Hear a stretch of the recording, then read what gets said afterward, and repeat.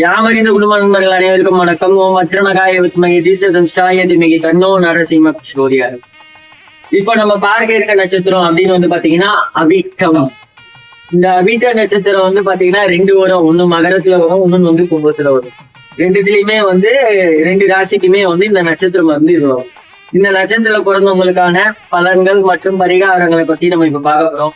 அவிட்ட நட்சத்திரத்தில் பிறந்தவர்கள் தாங்கள் வாழ்க்கையில் முழுமையான, நான் கண்ணா மூடலாம் கீழே பார்த்துக்கிறேன், முழுமையான பலன்களை பெற செவ்வாய் பகவான் மற்றும் முருகப்பெருமானை வழிபட வேண்டும்.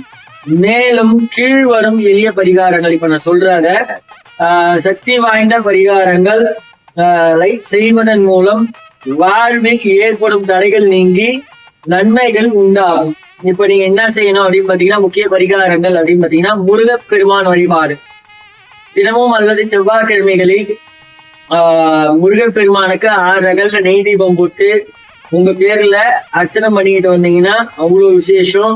உங்களுக்கு அது வந்து தீபம் ஏற்று நீங்க அந்த நெய் தீபம் ஏற்றி வழிபடுறதுனால உங்களுக்கு ஏற்பட்டிருக்க தடைகள், மன சஞ்சலங்கள் நீங்கி மன அமைதி பெருகும், வாழ்க்கையில் நன்மைகள் பெருகும். அதே போல வந்து பாத்தீங்கன்னா அஷ்ட பைரவர் வழிபாடு. பைரவரை வழிபடுவது அவிட்ட நட்சத்திரக்காரர்களுக்கு மிகவும் சிறந்த பலனை தரும்.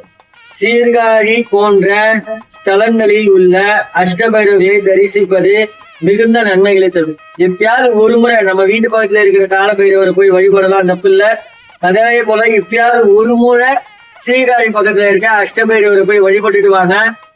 வருடத்துல ஒரு முறையா போய் வழிபட்டு வாங்க, உங்களுக்கு அது ரொம்ப நன்மையா இருக்கும். அதே போல பாத்தீங்கன்னா தான தர்மங்கள். செவ்வாய்க்கிழமைகளில் ஏழைகளுக்கு அன்னதானம் செய்து செவ்வாய் கிரகத்திற்குரிய தானியங்களை தானம் செய்வது தோஷத்தை போக்கும். செவ்வாய் பகவானுக்கு உகந்த அந்த தானத்தை செஞ்சு நீங்க வழிபடுறது உங்களுக்கு ஏற்பட்டிருக்க செவ்வாயினால ஏற்பட்டிருக்க அனைத்து தோஷங்களும் நீங்கி உங்க வாழ்க்கையில வந்து சிறப்பா இருக்கும். அதே போல பாத்தீங்கன்னா சிவபெருமானின் வழிபாடு.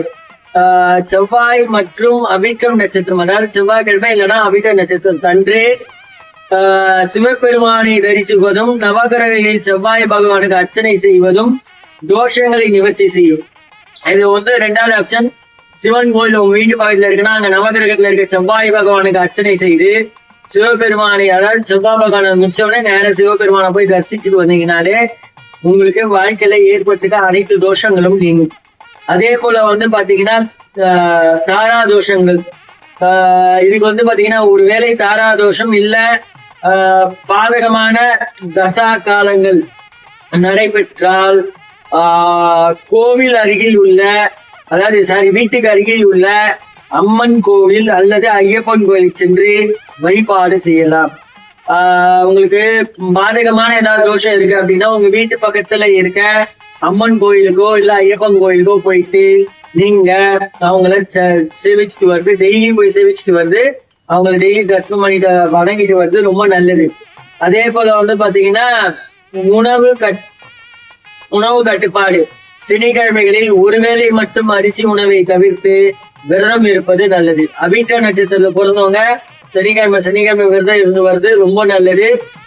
அதே போல நிறங்கள், நீங்க யூஸ் பண்ண வேண்டிய நிறங்கள், அதாவது உங்க ஆடைகள் எப்பயாவது ஒரு வாரத்துல ஒரு 3 முறையோ அந்த மாதிரி யூஸ் பண்ண வேண்டியது. சிகப்பு மற்றும் அடர் நீல நிற ஆடைகளை அணிவது உங்களுக்கு யோகத்தை தரும்.